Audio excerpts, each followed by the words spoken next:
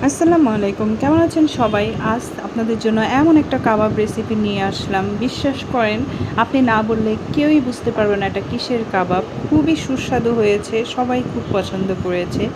মাংস ছাড়া শুধুই সয়াবিন দিয়ে এত সুন্দর কাবাব অবশ্যই বাসায় চেষ্টা করবেন। এজন্য 2 কাপ পরিমাণে আমি নিয়েছি সয়াবিন। সয়াবিনগুলো হালকা গরম পানি করে তারপরে ভিজিয়ে রেখেছিলাম ঠান্ডা হওয়া পর্যন্ত। ঠান্ডা হয়ে গিয়েছে।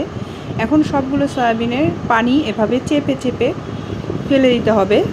দেখতেই পাচ্ছেন, একদম ভালো করে চেপে ফেলে দিবেন। এরপর একটি ব্লেন্ডারের জারে নিয়ে ব্লেন্ড করে নিচ্ছি। দেখুন কেমন হয়েছে ব্লেন্ড করে নিয়ে পরে। এখন সবগুলো একটি পাত্রে রেখে কিছু আলু সিদ্ধ করে নিয়েছি। এখানে আপনার অর্ধেকের কম পরিমাণে আলু নিতে হবে এবং আলুটা ভালো করে মেখে নেবেন। দেখতেই পাচ্ছেন।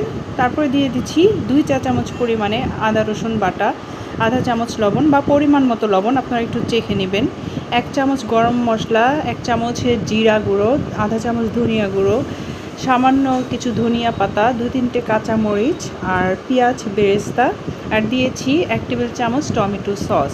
পেঁয়াজটা বেরেস্তা করে দিলে ফ্লেভারটা আরও বেশি ভালো হয়। আর কিছুটা চিনি ফ্লেক্স বা শুকনো মরিচ গুঁড়ো করা, আর আধা চামচ চিনি, 3 চা চামচ পরিমাণ দিয়েছি কর্নফ্লাওয়ার, এটা বাইন্ডিংসের জন্য।